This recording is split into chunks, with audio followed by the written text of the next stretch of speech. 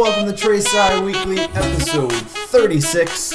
I'm one of your hosts, Jonathan Ullman, alongside That's a Bingo, Tom K. What's up, man? What's going on? Doing well. Good. I'm excited. We got a lot of good news this week. We do have a lot of good news this week. This is an important week. Yeah. Big news story. Big news story. It's always good when there's a nice press conference release of science news. Absolutely. On a Monday. Yeah. To boot. Yep. Yeah. So, we're going to cover the LIGO announcement today. Big announcement. Really large implications for just physics. Physics and astronomy. Yeah. How was your week, though, Tom? It was good. Yeah.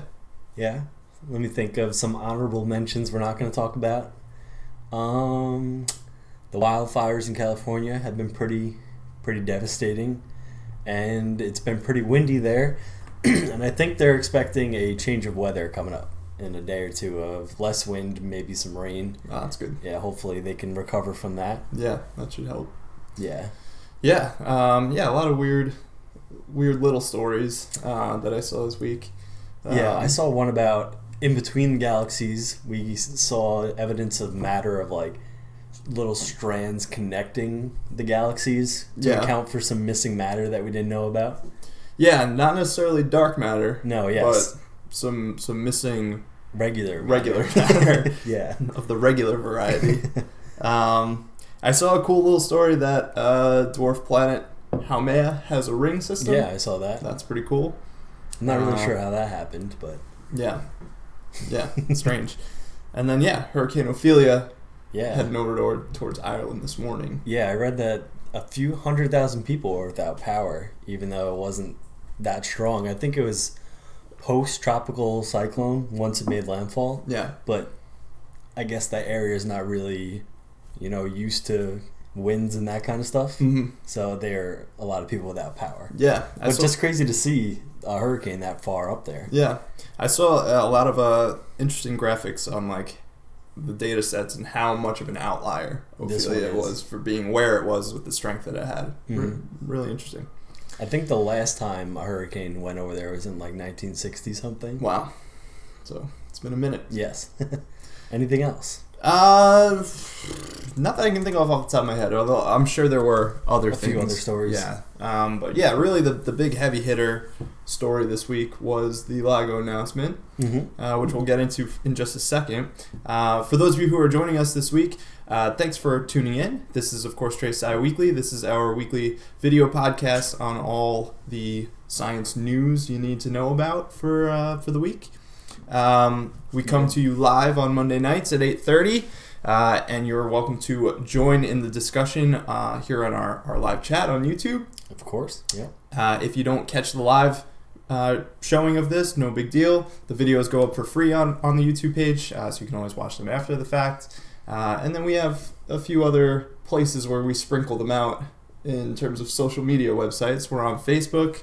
Facebook.com/trèSci Weekly. We're on Twitter, Twitter.com/trèSci Weekly, and we're on Patreon at Patreon.com/trèSci. Yep, we don't have an Instagram yet. We don't have an Instagram yet. Maybe for some demos, you never know. Yeah, one day I want to get an Instagram rolling, but we need more I think, proprietary image content. True. Yeah. All right. So let's jump into it. Let's discuss the big announcement today, Tom. Let's do it. Plenty to talk about. Yep. So at a press conference this morning, scientists representing the LIGO Virgo collaboration, as well as about 100 other collaborating observatories, announced the first detection of a neutron star merger, producing both observable gravitational waves and electromagnetic radiation. And this comes hot off the heels, Tom, of a lot of gravitational wave conjecture that we've had, actually, over the past couple weeks. It seems like we're talking about them every week at this point. This will be the third week in a row, because last week was the Nobel Prize being awarded, and the week prior to that was the fourth detection of a black hole merger. So now we have our first neutron star merger, which I guess, before we get any further into this, we should probably define what a neutron star is. Yeah.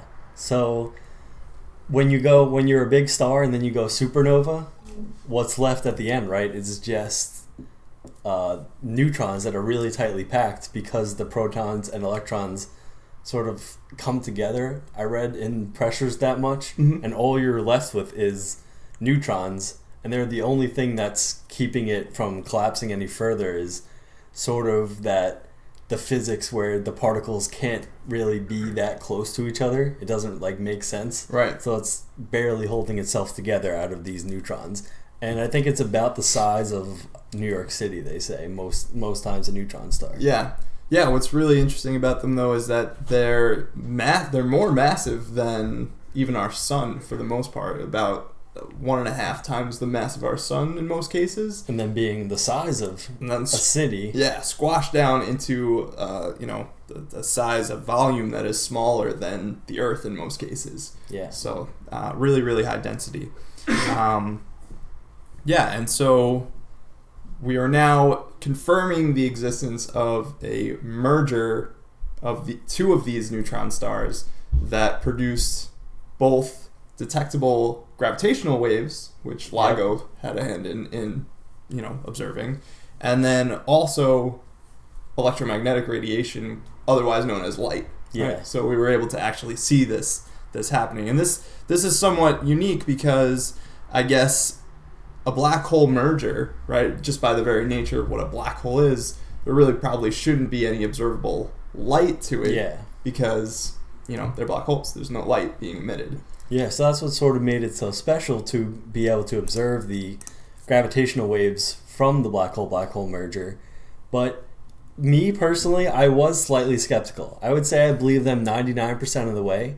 But when you're looking at the structure of how they were detecting them and how accurate they needed to be and how many things they needed to account for, in the back of my mind I was like, wouldn't it be nice if we could correlate that and see something?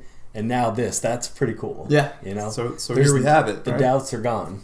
Absolutely, yeah. So the proof is now finally in the pudding, which is cool. I'll keep going here. The detection took place on August 17th, 2017, as LIGO began picking up the distinct chirp of a gravitational wave event. Unlike LIGO's previous detections of merging black hole events, which only last about a fraction of a second, however, this signal lasted for approximately 100 seconds with the highest signal-to-noise ratio yet, allowing scientists to obtain a very accurate calculation of the masses of the merging objects. And so we have a little video here that we can showcase to you guys. This is kind of comparing all of the LIGO merging either black holes or neutron star events here and kind of their time frames of the chirp signal. Yeah. Yep. So hop into it. Yeah, make sure you wait till the very end. There's no sound. There's no sound till the very end of this video, everybody. Unless you have a good subwoofer, I heard in the comments. Oh, okay, cool. So Kyle, let me know when to hit play here. Cool.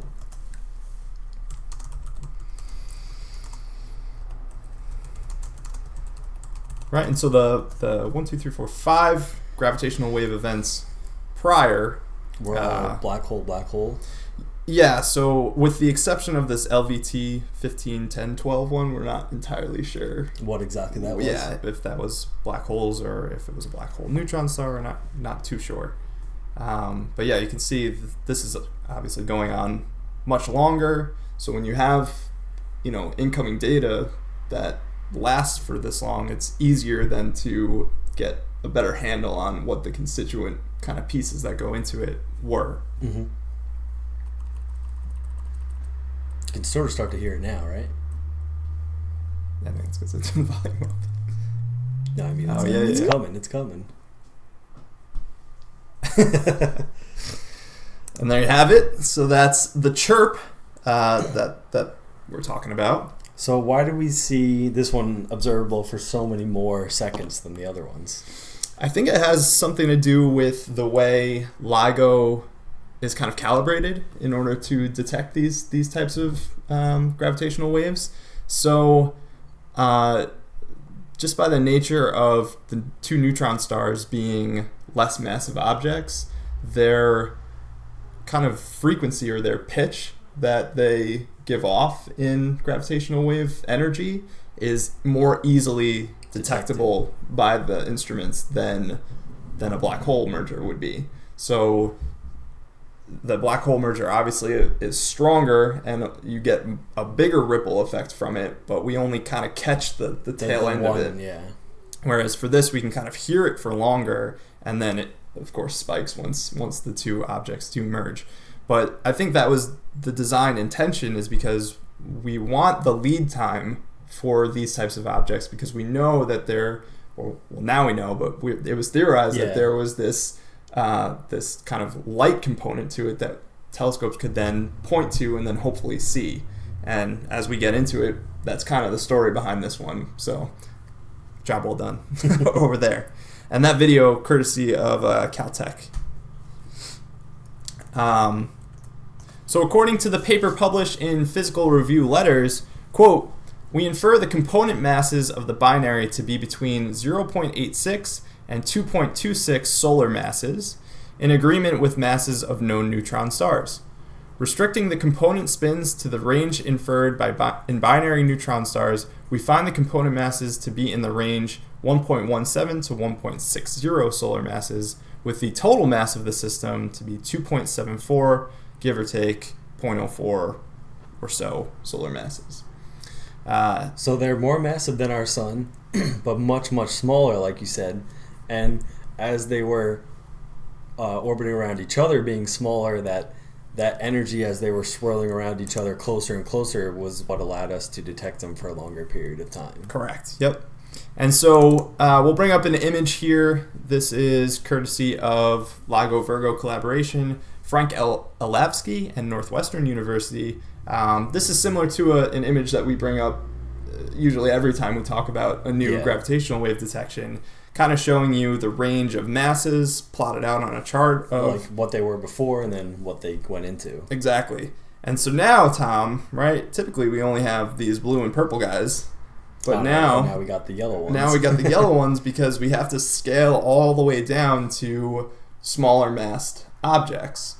And you can see here that these two kind of between 1 and 2 times the mass of the sun stars merged, and the result here, there's a little question mark because we don't know for sure what it is. Right.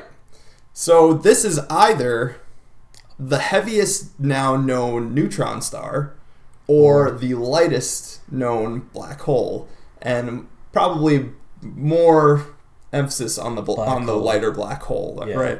A lot of I guess the conjecture in the follow-up studies is that it's probably a black hole at this point, but as opposed to just being the most massive neutron star, right? Yeah.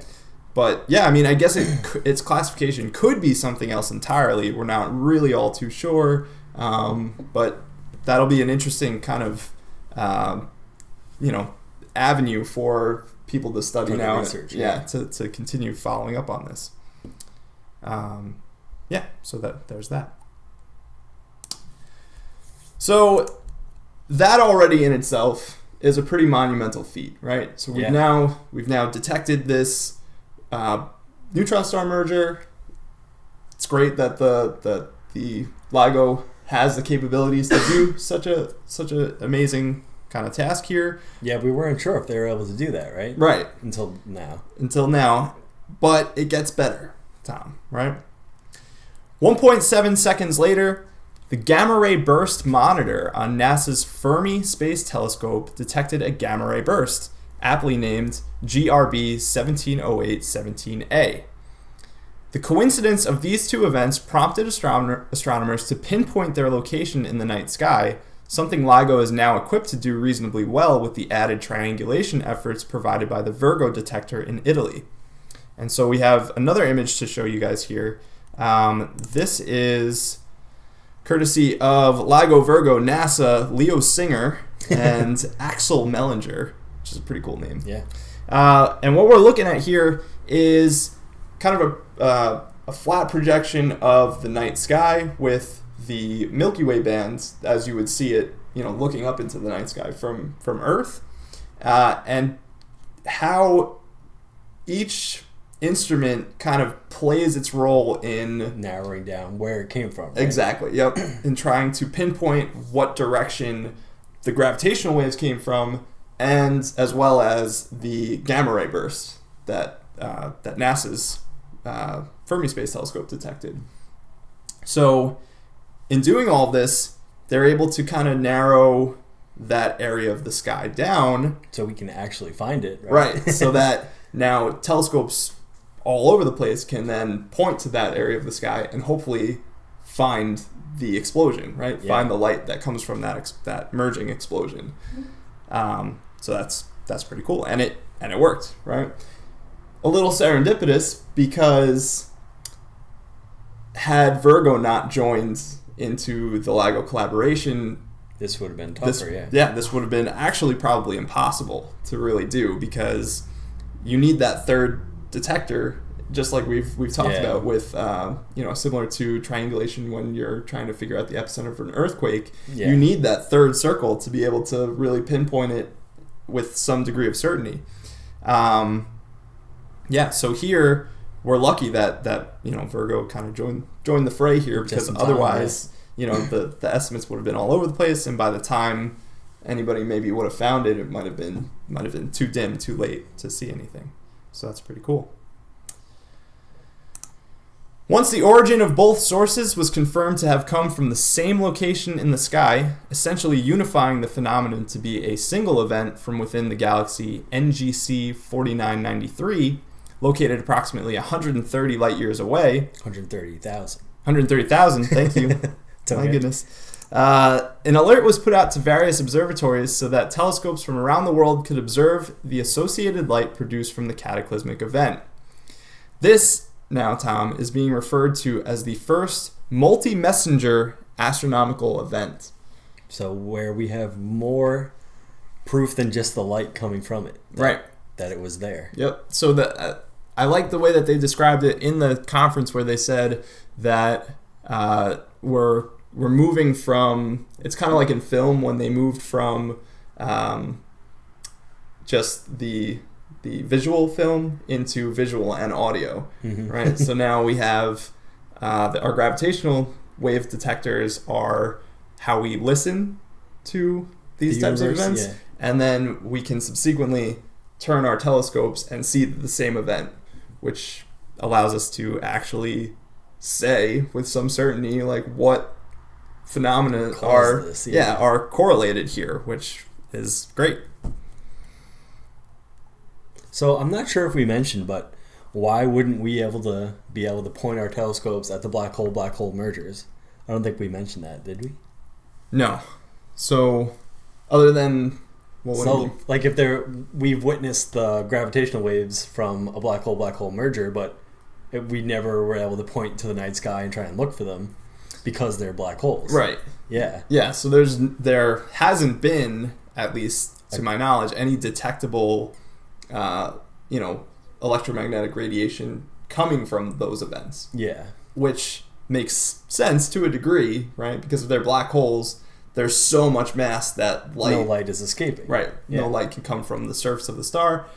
I guess there probably, in my mind, should be some energy release in the form of electromagnetic radiation from the collision, but I guess that we just haven't had any detection of that yet. And so, it was really NASA's Fermi Space Telescope that alerted us, like, oh, okay, we gotta look for it. These two things happen almost simultaneously. They're probably the same thing, right? So we gotta now check it out. So 10 hours and 52 minutes later, right after the gravitational wave detection, a new bright source of optical light is detected by the Swope and Magellan telescopes. Magellan, Tom? You remember those? I do. That was Dr. Scholl's thing? Yeah, cool. Other wavelengths of light were detected in the hours, days, and even weeks following. And we have a couple images to show you guys for that. So the first one would be the Swope image of looking for the light that we would actually see with our eyes, right? So there's a range of different wavelengths, different energies of light out there. Our eyes are kind of tuned to look at a very narrow band of that light, which we call optical light. Or visible light. Or visible light, yep.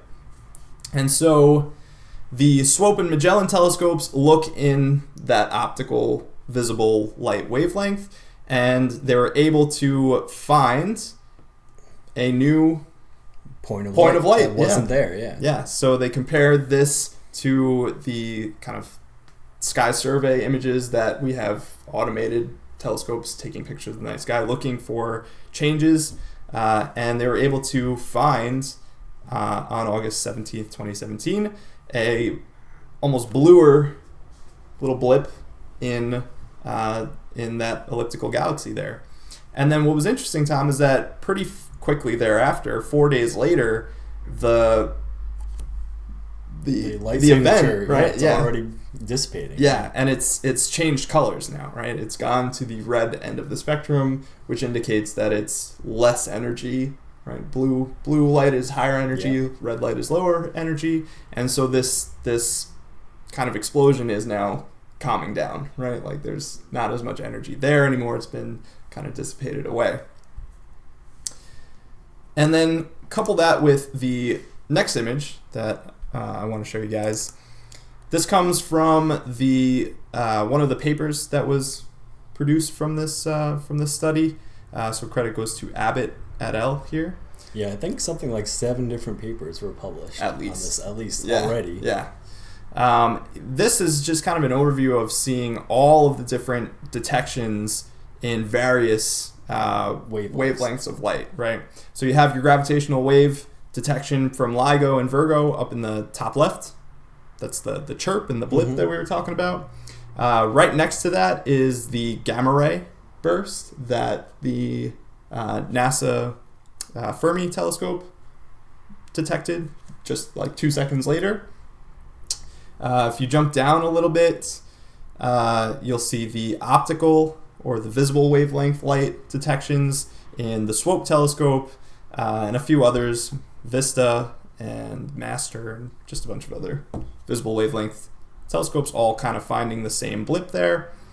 What was interesting, Tom, is that different wavelengths of light started to reveal this event at different times, right? Because the different wavelengths move at different speeds. And well, not necessarily. No. They all work. Yeah. They all travel at the speed of light, but they're revealing different mechanisms of what's happening, right? Like, so as this event unfolds, now 9 days later, for instance, X-ray emission gets triggered.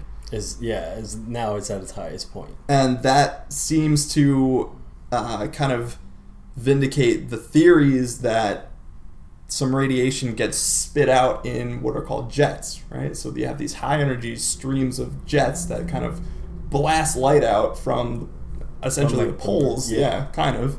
And so we get some X-ray light 9 days later, indicating that a jet may have spiked on, right?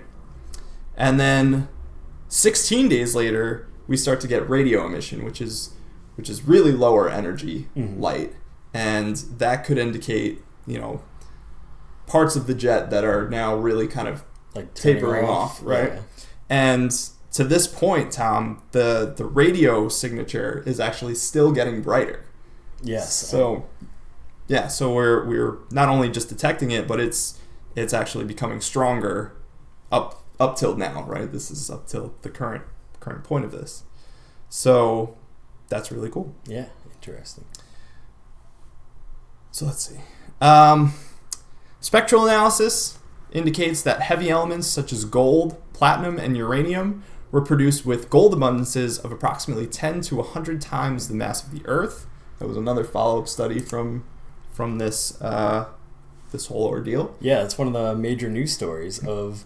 We always knew that heavier elements came from supernova, but I guess it was the idea that are they made in relatively small abundance in regular supernovas and there's just a lot of supernova, or are these heaviest elements made only in these collisions of, say, a neutron star going into a neutron star like we saw, and we did see a lot of gold. So it seems to be that is the favorable mechanism for forming heavier elements. Right. Which is a great way to make sense of what we think, right? Like, okay, so if all this physics works the way we want it to, then we should have, this amount of gold, this amount of uranium, this amount of platinum out there somewhere in the universe. And when we see high abundances of it, in localized areas, it's like, man, well, our supernova, the mechanism then, does that make sense? And now supernova can contribute to it, but this mechanism seems to produce a lot more in a more readily available fashion, I guess, right? So that's great. Yeah, so from this one explosion alone, it was 10 to 100 times mass of Earth worth of gold alone. Yeah. That's pretty crazy. Gold is at an all-time low. Right? Gold prices go down. Yeah. Budget buy and sell is like... But it's still 130,000 light years away. Yeah. Yeah, so they're safe at budget buy and sell for now until it gets here. So, I have one more video that I want to share with you guys. This is kind of the coolest graphic that I thought came out of this. Great, yeah. So this comes by way of NASA Goddard. We'll throw the headphones on real quick and just take a look at it. It's short. It's only about a minute long. Sounds good. Kyle, you let me know when to hit play there.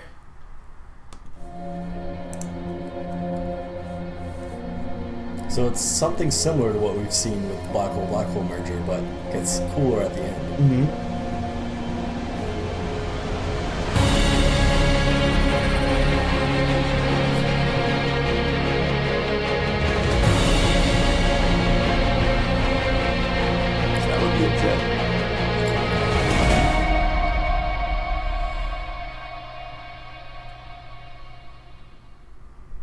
There you go. Wow. Pretty awesome. So, Tom, I want to just very quickly go through just kind of a summary of some of the things that we now can concretely say we know, right? That we are confirming here with this announcement, as well as some implications for other studies. And then I'd like to just pick your brain a little bit about where you think this ranks in terms of importance, right? So, quick list of accomplishments. Number 1, this confirms predictions made by Einstein's general theory of relativity that neutron star collisions produce gravitational waves and are responsible for short gamma ray bursts. Number 2, it confirms that electromagnetic waves and gravitational waves both travel at the speed of light. Number 3, it confirms that the production of heavy elements such as gold, platinum, and uranium are resultant from neutron star mergers. Number 4, there are implications for cosmology here. This introduces a new method for measuring the Hubble constant, or in other words, the expansion rate of the universe. And number 5, there's implications for nuclear physics here, where we can now investigate the properties of dense neutron star matter a little bit more easily, I guess. I use the term easily lightly because it's very complicated, but we're able to kind of peer into that realm of exotic physics better now. So all of that kind of taken into account, does this, right, not so long ago I was saying on trèSci Weekly that it's nice that we're getting all these announcements of gravitational wave detections, but like, when are we finally going to get some crazy new thing from this detection? And here we are, right? So does this kind of live up to what all the hype? Yeah, what we expect? Yeah. What do you think? Yeah, I think it does in some sense. And I think that it's really cool that we got to see the gravitational waves and then see all the other electromagnetic spectrum in the coming days, being able to put the whole puzzle together. I think that was really cool, and it's probably going to change the way astronomy is done from now on, where we're going to be looking for the gravitational waves, and maybe we'll learn more. I was reading an article where they were talking about what do they call the gravity particles? Gravitons? Yeah. and they were really trying to get into that and what the implications for that might be. I didn't really understand totally what they were going for, but yeah, it seems that when, it's like you're adding another sense to looking at the universe. So I think there's still more cool stuff to come from all of this. Yeah, absolutely. To me, this was really a triumph, not only in the big machinery and the methods used to detect all these things, but just the coordination amongst people. A lot of people were involved in what this. An exciting moment that must have been to be, I don't know, part of... Yeah, like once they detected the gravitational waves, and then seconds later, yeah, they were like, oh, we see gamma ray, we need to find this thing. Yeah. And then everybody came together to look for it. Yeah, and maybe you're not part of LIGO, or maybe you're not part of, the Virgo collaboration, but maybe you're just, part of just a smaller optical telescope, right? And or you're within the Magellan telescope crew, and you get this notification, and it's like everybody in the astronomy community is now looking at one object, right? Trying to find out what's going on. Yeah, and it's pretty cool. And yeah, so we finally get confirmation, right? Because nothing here is entirely new, right? Yeah. Everything, these are all just pieces of the puzzle that we finally are able to put in some sequential order that makes sense with physics now. It's just kind of like the ultimate vindication of like, cool, we've seen gamma ray bursts before. We think that it would probably make sense that if neutron stars collided, they would produce gamma ray bursts, but we've never had the potential to say with any certainty that that's what we're looking at. That's what it is, right? Until now we have the gravitational waves to distinguish that, right? Yeah. So you get the gravitational wave detection, you say, aha, cool, there's neutron star merger happening right over there, and let's all look at it and see what we can learn from it. What an awesome moment. Like, that's so cool. So, we get the gravitational waves, we get the gamma ray bursts, we get the existence of the jets, we get the nucleosynthesis aspect to it, all the heavy elements that are being produced. Yeah. Just what an awesome moment. I think that this will probably be one of those moments in science history that people can point back to and be like, yeah, we finally figured it all out here. At this moment. This was we got this detection, and then we pointed everything we had at it, and then we found it. Yep. Yeah, really cool. How's our chat doing? Chilling. Are they hyped? They're a little hyped. All right. Let's see. Any last comments before we move on? I don't know. It's pretty amazing. I didn't expect that much gold to be created out of one neutron star merging with another neutron star. It almost seems like how could just all that become gold? Yeah. I guess with a lot of energy, with heavy elements, gold is one of the more stable configurations, right? I guess. Yeah, I guess so. That's a lot of gold. I know. It's funny to think about it because we really only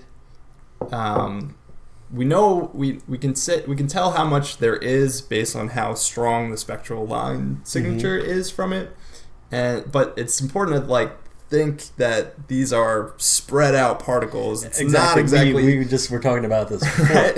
If you somehow could fly a spaceship 130,000 light years away, you're not going gold mining. Yeah, there's particles chunks of gold, yeah. Right? It's just an individual atom of here, gold, and then amongst the space that it's in, there's enough of those individual particles to have a strong presence amidst all the hydrogen maybe that is surrounding it or whatnot.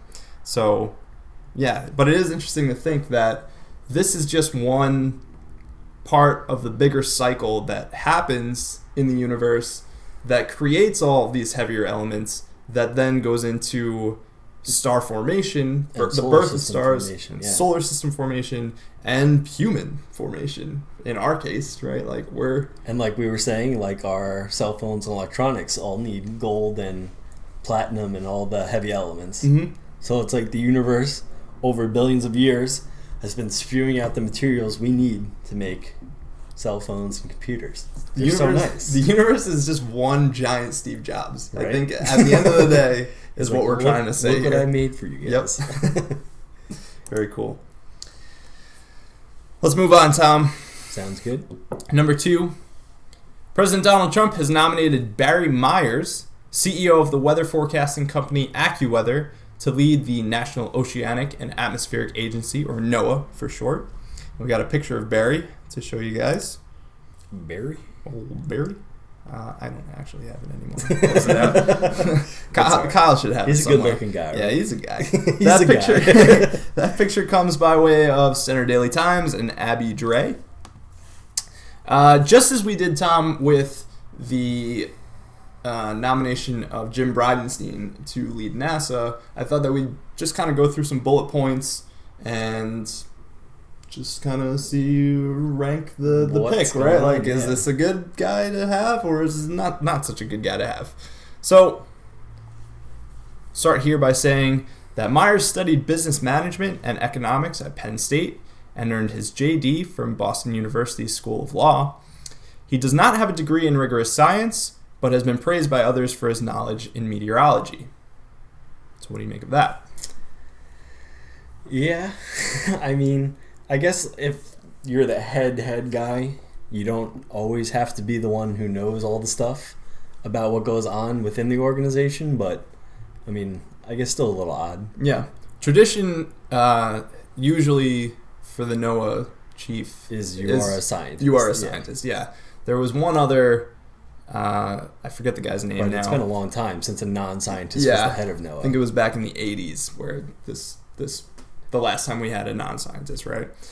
So I personally don't mind so much if people outside of, science academics are leading organizations that scientists are kind of... Yeah, if they could bring in something, like some sort of connection or ability to communicate with different organizations or the private industry more. Right. Whatever they can bring, yeah.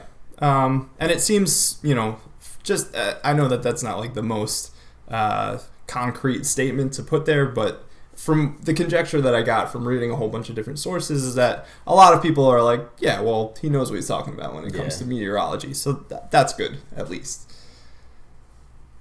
Under his tenure at AccuWeather, quote, the company has experienced its highest grossing years and its largest global web and mobile audience growth, end quote. And that quote, Tom, comes according to the White House press secretary's statement on Barry Myers. So are we trying to make money with NOAA? Right? Are we trying to? I'm very forgiving of the fact that, he's not necessarily a scientist, but when the White House tries to sell him to me that way, I'm kind of like, all right, so, so he made his company money. Like, I guess that's good, but that's not exactly the mission of NOAA. NOAA's mission isn't to make money. No. They're funded by us. Right. So they could save us from the weather, not make money off of giving us weather data. Yeah. Right? So, I'm not going to hold that against him, right? Because... I mean, if you're the head of a company, you need to make job, money. Right, yeah. Like that's the point. That's job well done. I just don't necessarily think that's a selling point to kind of nominating him to be the head of NOAA. But that being said, obviously he's got good managerial skills, and that's really ultimately what a head of any administration, leg of the administration should have. So I guess that's good. Coming from the private sector could help with collaborations between NOAA and private companies to ensure the success of big data projects, next-gen weather models, and satellite programs, Tom. Yeah, that one makes the most sense for me.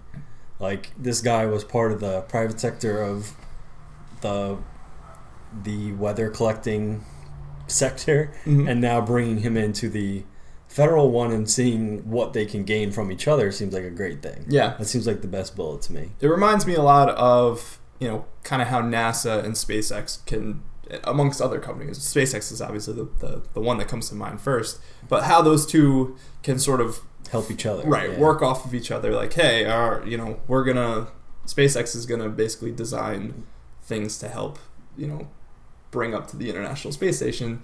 That's good, right? Yeah. That means NASA doesn't have to proprietarily do that themselves. And waste all that money doing that. Right. Yeah. So hopefully this can kind of do the same. Go along in the same sort of fashion. There exists, however, a conflict of interest. Myers' two brothers, Joel and Evan, are the president and the COO of AccuWeather, respectively. There is a fear that Myers will have the authority to make the currently free and publicly available National Weather Service data private so as to benefit forecasting companies such as AccuWeather. This fear stems from Myers' support of Rick Santorum's National Weather Service Duties Act of 2005, which aimed to, quote, curtail perceived government competition with commercial weather services from the National Weather Service, end quote. Now, obviously, that National Weather Service Duties Act of 2005 never went into legislation. Yeah. It did not pass. But that's what he was going for. Right. Yeah. He was, very much in support of that. Because then what it would be is that the person with the data would be, you'd have to basically pay for it. That's like the only way to get it. Exactly. So as it stands right now, NOAA is kind of the organization of which the National Weather Service is a part of. Yeah. The National Weather Service takes all of the data that it collects through its various instruments, satellites, and whatever. We've been looking at NOAA satellite images all the time with the hurricanes. Exactly. Yeah. And they put that all out for free so that people can do science with it. Right. And just the general public can stay informed and know what's going on. Yeah. We paid for that stuff. It's our taxpayer money that went into making launching those satellites, taking the data, yeah. So we should have free access to it, of course. This, could be a road that we're giving the guy who has family members running his own private company. We're basically giving him the keys to say, all right, well, I can make it so that all of that publicly available data just kind of gets distributed to major forecasting and not just open source out right there. Yeah. So it would go to places like AccuWeather and maybe the Weather Channel and whatever, so that we would have to get the information filtered through them in a sense. And that would be the only way to get it. Yeah. Right.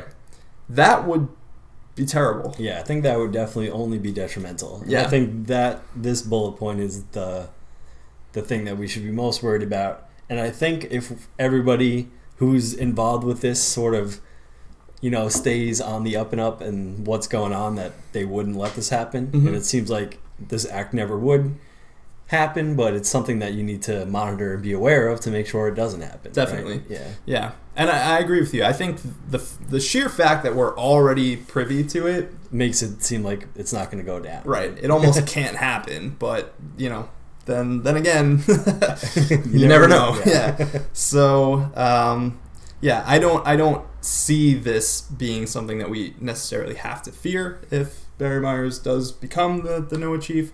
But, it's something to just keep your eye on, I guess. Yeah. And then finally, Tom, Myers has not openly discussed his stance on climate change. All right. So, yeah, make of that what you will.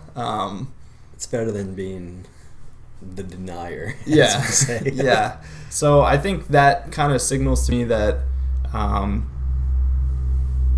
hopefully, perhaps, he would like to just not get so wrapped up in the political hellfire that is talking about climate change and just do the job.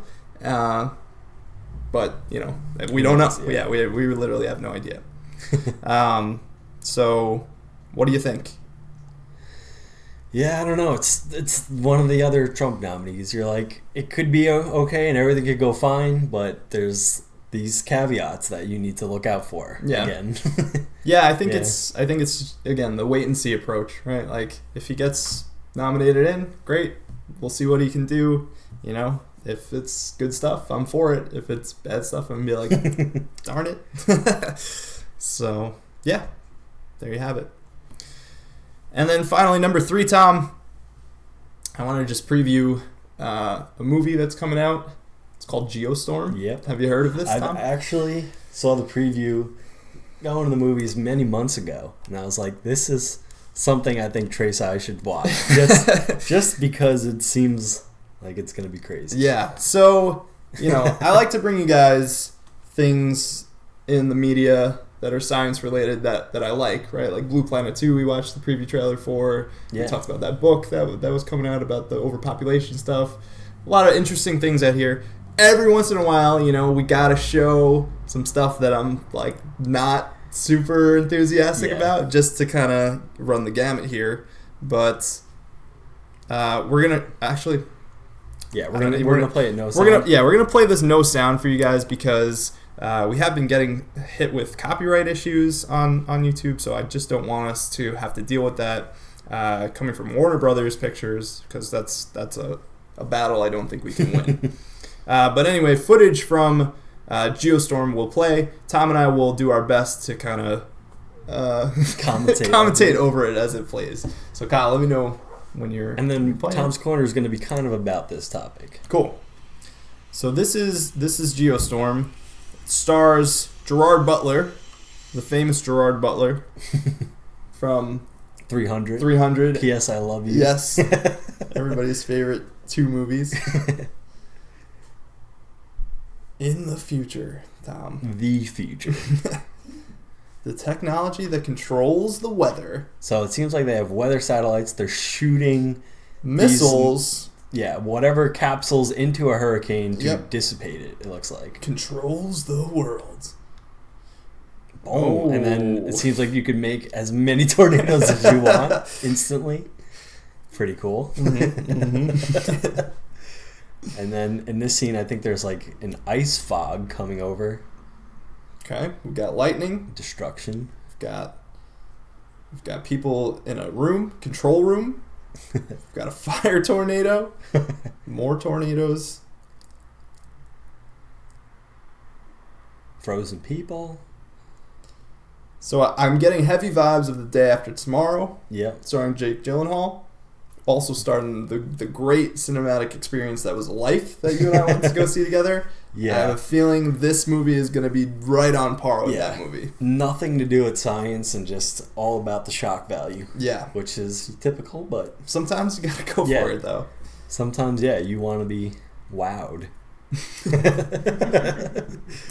So Geostorm comes out this Friday, October 20th. Go see it this weekend. Yeah, if you want to see some crazy things happen. Yep, go see it if you want.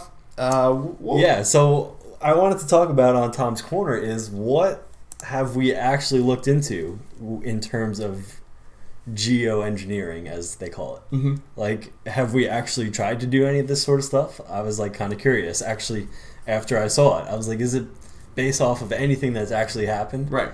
Turns out not too much, really. Okay. So I read one article from Nat Geo that was entitled, "Can we engineer a way to stop a hurricane?" And then I just read a whole bunch of little pieces of different articles.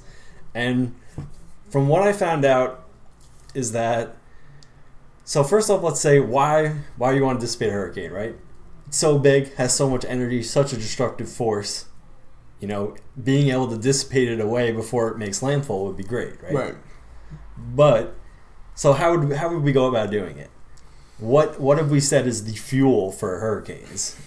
Well, we've been saying that with this busy season of hurricanes in the Atlantic, that above average sea surface temperatures have really kind of fueled their destructive power. Yeah. Right? So a lot of the evaporation of the warm water, fueling the energy, as well as the water just being as warm as they are. Right. So what we've actually looked into, there's been a few patents looking to be approved and a few ideas about, one, trying to change the clouds that are associated with the hurricane, making them more reflective to send away more energy and make them cooler. Mm-hmm. Another one was bubbles on the surface of the water. So say like a giant ship creating tons of little bubbles, which they say would reflect light and lower the surface temperature that the hurricane would be tracking into. Oh, wow.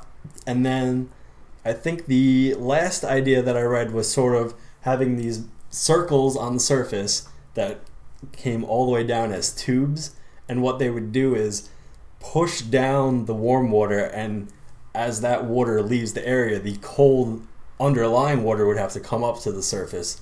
And this would also be done in the path of the hurricane to lower the temperature of the water. Right. So we've never actually done any of them, but those are the three that have gotten the closest to being approved, I guess. Okay. So then I was curious, what the heck, have we actually really done anything? Yeah. So then I saw a study.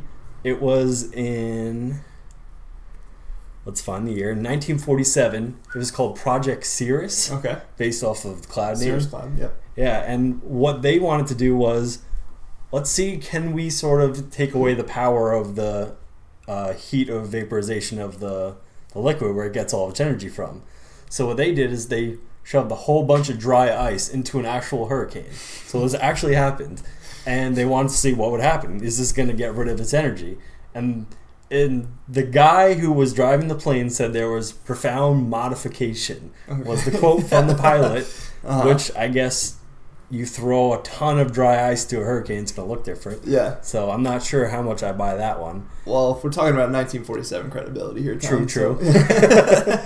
So he might be pretty legit. Yeah. But then what they noticed happening was that it completely changed direction and went a different way than they expected it to.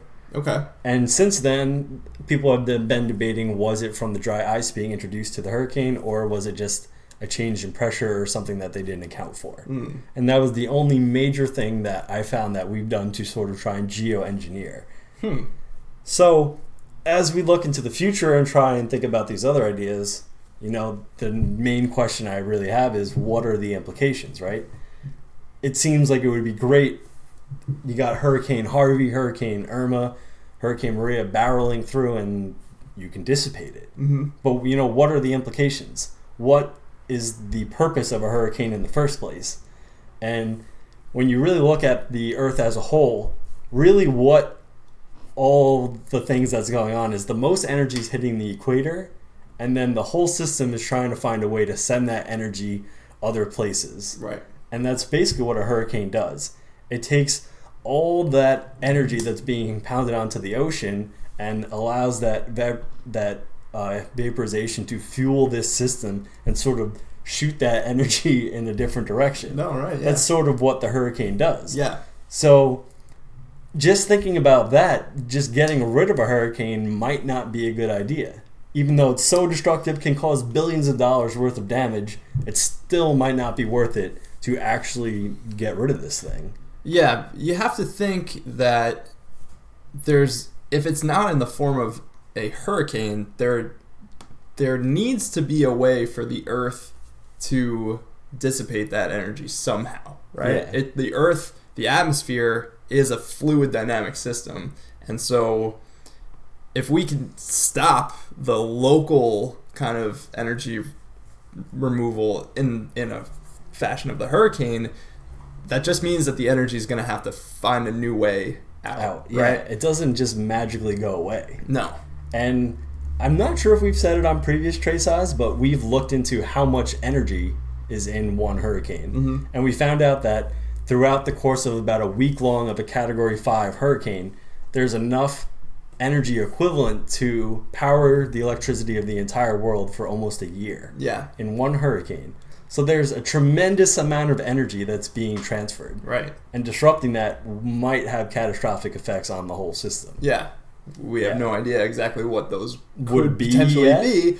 But yeah, it's fascinating. To me, that is actually the real motive to maybe doing some sort of geoengineering, is trying to harness that powerful energy. Right. That energy is all concentrated mostly towards the eye of the hurricane itself, and if we could somehow take it, right, and use it to our advantage, that would be tremendous. It would be worth the cost of investing into the research to do so, right? Yeah. Almost. And that's sort of their main argument at the end is that, yeah, a lot of these ideas are, skeptical and far off and this and that, but they're saying, look at the damage from Harvey, Irma, Maria, just put a number on it in the billions, and then say, is it worth it to put that much, a percentage of that into research to try and either harness the energy from them or try and control them somewhat. Certainly, yeah. And that's sort of what their argument was, is that it's just a money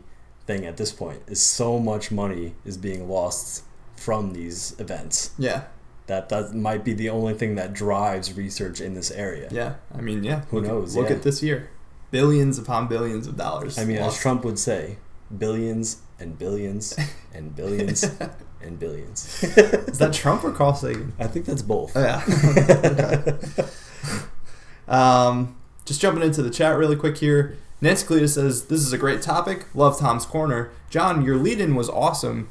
Funny you should say that. You would think that I planned that lead-in.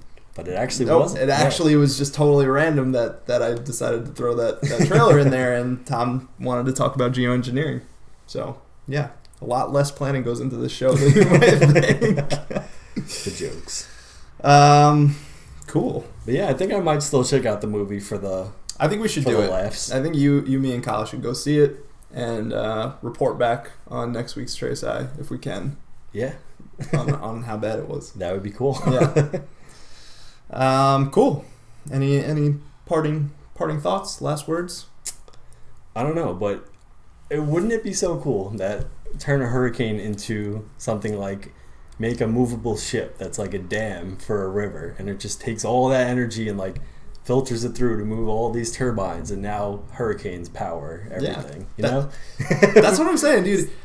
Because we kind of talked about that a little bit last week joking or around. 2 weeks ago. We were saying like, what can we do? Yeah. Like, what if we just had a giant, platform. Right, because when the hurricane goes over land, right, it makes landfall. That's when it starts dissipating. It doesn't have the energy, Right. So what if we just built like a man-made, almost like a mountain, right, where like it sails out into the eye of the hurricane and just kind of sails with it until it's gone, busts up the eye. Yeah. The landfill. Yeah, just put the landfill there. Brilliant idea. How did none of us think of that? Yeah, we'll just take the Long Island landfill. Brookhaven and put it out in the ocean. Put it out in the ocean. Duh. Oh my gosh. All right, guys. This has been a wonderful experience. trèSci Weekly, episode 36. Sounds good. Don't forget to tag us in any stuff you see. Don't forget to email us all of your thoughts and opinions on everything. We love you guys. Thank you guys for tuning in. We'll be here with you next week, of course, for more science news. And until then, stay frosty. See you later.